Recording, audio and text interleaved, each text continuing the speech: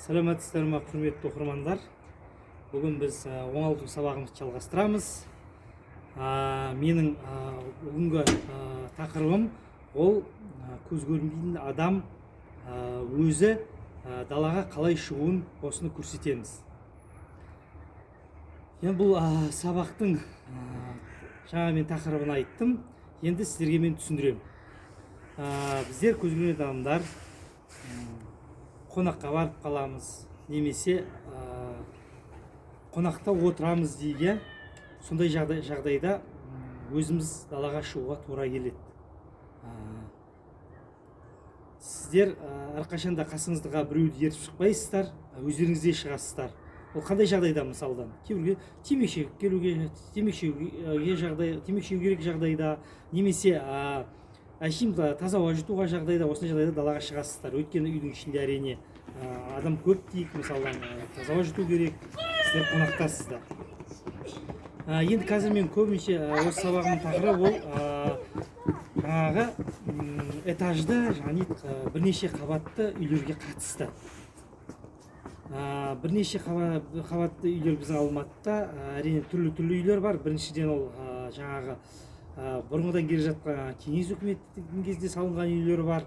Оларға кіріп шығу кішкене басқаша, немесе қазіргі үлкен ЖК дейді ғой, сондай үйлер бар. Бірақ біздер көбінше, қазір мен айтып кететін сабағым ол көбінше жаңа кішкентай осы совет үкіметінде, кеңес үкіметінде салынған үйлер, немесе соның планировкасымен салынған үйлерге қатыстылау болады деп айтайын. Енді сіз әрине үйге, әсіресе бөтен үйге кіргенде, немесе біреумен келесіз, немесе өзіңіз келесіз, сондай кезде бәрін бақылап жүруіңіз керек. Біріншіден сіз ойыңыз болу керек, ойлап жүруіңіз керексіз. Мен өзім жүрем, өзім тұрамын деп. Мысалдан сіз бір үйге келген кезде ол кісілердің, ол үйдің тұрғындарын, немесе қасыңызда қонақтарды сіз қайта мазаламауыңыз керек. Өзіңіз далаға кіріп шығып, өзіңіз жүруіңіз керек. Сондықтан кіріп келе жатқан кезде, шыққан кезде үйдің ішкі бөлмелерін, немесе подъездің шығатын жаңағы баспалдақтарын, осындарын бақылап жүрулеріңіз керек. Енді қазір мен айтайын, көбінше кеңес үкіметінде салынған үйлер, немесе соның планировкасымен салынған үйлер, олардың подъезге кіруі өзінің бір ерекшелігі бар дейді. Бірінші ерекшелігі ол подъезге жақындайтын жолдар. Сол жолдар үйдің подъезіне жақын болады, немесе қатты алыс болады. Қатты алыс болған жағдайда негізгі жолдан үйге бұрылып жүрген кезде бірнеше метр үйге дейін жүрулеріңіз керек.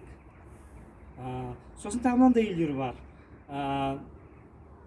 Подъезге алып келетін жол жақын орналасқан. Осындай үйлер де бар. Ондай кезде сіз негізгі жолдан бұрып бірден подъезге кіріп кете бересіз. Осындай жолдар да бар. Енді түсіндіріп кеттім. Енді сіздер мысалы үйден шыққан кезде скамейкеге отырғыңыз келеді, немесе серуендеп жүргіңіз келеді. Сондықтан сіздер шыққан кезде әрине байқауыңыз керек. Бір кішкене тұруыңыз керек, жан-жақты зерттеп алуыңыз керек, тыңдап, немесе мұрныңызбен иіскеп дегендей біліп алуыңыз керек. Өйткені бұл да өте маңызды. Өйткені сіз жаңа кіргеніңізде жолда машина болмауы мүмкін, шыққаныңызда машина тұруы мүмкін. Әрине ол машинаның өзі арнайы иісі болады. Мысалдан жаңа ароматизатордың иісі шығуы мүмкін машинадан, немесе машинадан жаңағы дизельдің иісі шығуы мүмкін, немесе бензиннің иісі шығуы мүмкін. Осының бәрін біліп алуыңыз керек. Өйткені соғысып қалуыңыз мүмкін, немесе біреудің машинасын таяғыңызбен сырып кетуіңіз де мүмкін, ондай да болуы мүмкін. Сондай нәрсе болмау үшін сіз үйден шығып, кішкене жан-жақта тыңдап, кішкене иіскеп, жан-жақты біліп алуыңыз керек. Шықтыңыз. Шыққан кезге сізге бірінші рет не істеуіңіз керек? Скамейкеге отырғыңыз келеді. Скамейкеге өткені отырсаңыз, сіздің қасыңызда темекі шегетін жаңағы жәшік болады, мусор тастайтын жәшік. Соған жақын отыруыңыз керек. Сондықтан сіз шығатын кезде, әрине сіз үйге кірген кезде білдіңіз, пандус бар, немесе баспалдақ бар. Сондықтан негізі мен өзім айтатын тәжірибем көбінше баспалдақты жаңағы пандуста білу керек қалай орналасқан. Кейбір пандустар өте қатты биік болады, одан түсу ыңғайсыз болады, кейбір баспалдақтар немесе қисық болады. Сондықтан сіз ерте бастан өзіңіз шешім қабылдауыңыз қалай сізге ыңғайлы түскен. Мысалдан маған пандуспен түскен ыңғайлы бұл жағдайда. Мен мысалы пандустан түстім, пандустан түскен кезде мына осы үйді айта керек. Бұл үй негізгі подъезді алып келетін жолға жақын. Өйткені мысалы мен подъезден шығып бұрып кете беруіме болады. Сондықтан мен осы үйді сіздерге көрсетемін. Енді мысалдан осы үйге келген кезде айтып қой, мен мысалдан білмедім, ортадағы подъезд ба, немесе үйдің шет жақтағы подъезд ба. Өйткені подъездер кейбір үйлер 4 подъезді болады, кейбір үйлер 3 подъезді болады, кейбір үйлер 1 подъезді болады. Сондықтан осы подъездің орналасқанына қарай скамейкілерде өзі орналасады. Көп жағдайда сол подъезге қарай орналасады. Мысалдан мен осы үйден шыққан кезде, мысалы мен темекі шеккім келді дейін, мен шығам, скамейканы іздеймін. Скамейканы мен былайдан жүрем. Өйткені жаңа қарадым, жолда ешқандай машина жоқ, ештеңе жоқ, адамдар жоқ. Мен кәдімгідей жүрем, көп келе жатқан кезде мен бәрін байқап отырамын, байқап отырамын.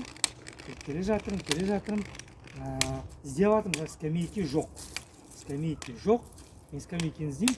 Мысалдан мен келдім, скамейканы таба алмадым. Бірақ мен үй таусылды, үйдің аяқталғанын мен неден білем? Өйткені ар жақтан жел соға бастады, бос қой, өйткені жел соғады. Сондықтан мен біліп тұрмын. Мынау шет үй екен. Енді онда мен басқа жағынан іздеймін, жаңағы скамейканы. Қалай іздеймін? Өйткені жаңа жүрген кезде мен біліп алдым, алдымда ештеңе жоқ екен. Сондықтан мен кәдімгі қиналмай жүре беремін. Бар бет жағыра қиналмай келіп жүре беремін. Жүрген кезде жаңағы келген пандусын табуым керек. Бір нәрсе естеріңізде болсын. Сіздер қай жерден шықтыңыздар, сол сіздерге сол нүктеден есептейсіздер. Адасып кетсеңіздер де, дұрыс кетіп қалғанда дұрыс жүрмесеңіздер де, сол жаңағы келген жеріңізге қайтып барғандарыңыз дұрыс болар. Өйткені адасып кетулеріңіз мүмкін. Сондықтан жаңа түскен нүктемді мен қайтып тауып алдым. Енді былай қарап жүрем, былай жүрем кезде мен